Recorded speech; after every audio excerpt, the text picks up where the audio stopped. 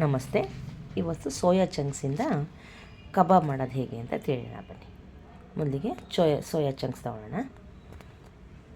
ನಾನಿಲ್ಲಿ ಫಾರ್ಚೂನರ್ದು ತೊಗೊಂಡಿದ್ದೀನಿ, ನೀವು ಯಾವುದು ಇರುತ್ತೋ ಅದನ್ನು ತೊಗೊಬೋದು. ಸೋಯಾ ಚಂಕ್ಸ್ನ ಮೊದಲಿಗೆ ಒಂದು ಪಾತ್ರೆಯಲ್ಲಿ ಸ್ವಲ್ಪ ಬಿಸಿನೀರನ್ನ ಕಾಯಕ್ಕಿಡೋಣ.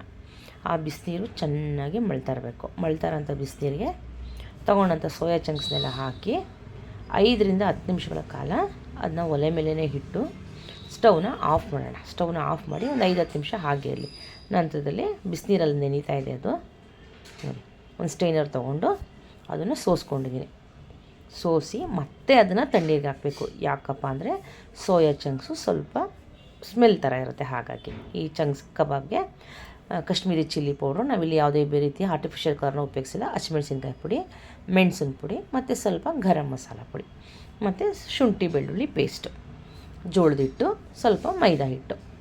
ನಮಗೆ ಸೋಯಾ ಚಂಕ್ಸ್ಗೆ ಎಷ್ಟು ಬೇಕಷ್ಟು ಮೈದಾ ಹಿಟ್ಟು ಸ್ವಲ್ಪ ಪ್ರಮಾಣ ಜಾಸ್ತಿ ಇರಲಿ, ಜೋಳದ ಹಿಟ್ಟು ಸ್ವಲ್ಪ ಕಡಿಮೆ ಇರಲಿ.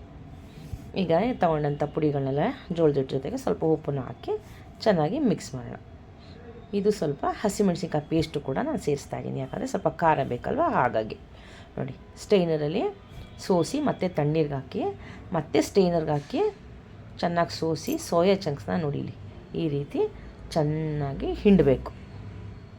ಯಾಕಪ್ಪ ಅಂದರೆ ಚೆನ್ನಾಗಿ ಹಿಂಡಿ ಅದರಲ್ಲಿರೋಂಥ ನೀರನ್ನೆಲ್ಲ ತೆಗೆದು ನಂತರದಲ್ಲಿ ನಾವು ತೊಗೊಂಡಿದ್ದೀವಲ್ಲ ಮಸಾಲೆ, ಶುಂಠಿ ಬೆಳ್ಳುಳ್ಳಿ ಪೇಸ್ಟು, ಅದ್ರ ಜೊತೆಗೆಲ್ಲ ಜೋಳದ ಹಿಟ್ಟು, ಮೈದಾ ಹಿಟ್ಟು ಜೊತೆಗೆಲ್ಲ ಸೇರಿಸಿ ಚೆನ್ನಾಗಿ ಕಲಸಿ ಒಂದು ಬಾಣಲೆಗೆ ಎಣ್ಣೆ ಕಾಯಕ್ಕಿಟ್ಟು ಚಂಕ್ಸ್ನ ಕರಿಯೋಣ. ಯಾಕಂದರೆ ಈಗ ಶ್ರಾವಣ ಮಾಸ ಆಗಿರೋದ್ರಿಂದ ಯಾವುದೇ ರೀತಿ ಚಿಕನ್ನು ಮಟನ್ನು ತಿನ್ನೋ ಹಾಗಿಲ್ಲ. ಹಾಗಾಗಿ ಸೋಯಾ ಚಂಕ್ಸಲ್ಲಿ ಕಬಾಬು.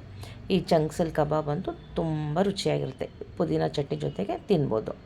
ನಮ್ಮ ಚಾನಲ್ ಇಷ್ಟವಾದಲ್ಲಿ ಲೈಕ್ ಮಾಡಿ, ಶೇರ್ ಮಾಡಿ ಮತ್ತು ಸಬ್ಸ್ಕ್ರೈಬ್ ಮಾಡಿ. ಅದು ತುಂಬ ಬೇಕು, ಏನು ತುಂಬ ಟೈಮ್ ಬೇಡ. ನೋಡಿ, ರುಚಿಯಾದಂಥ ಸೋಯಾ ಚಂಕ್ಸ್ ಕಬಾಬ್ ರೆಡಿ ಇದೆ.